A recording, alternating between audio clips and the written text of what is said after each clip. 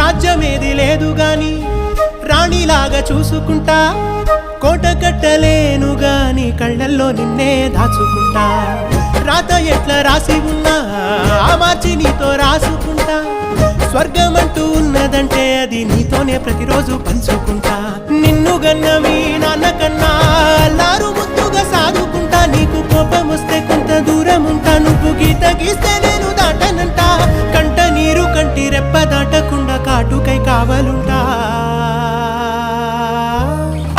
రాంబాయి నీ మీద నాకు మనసాయనే, ఏనాడు నిన్ను వీడిపోని నీడైతనే.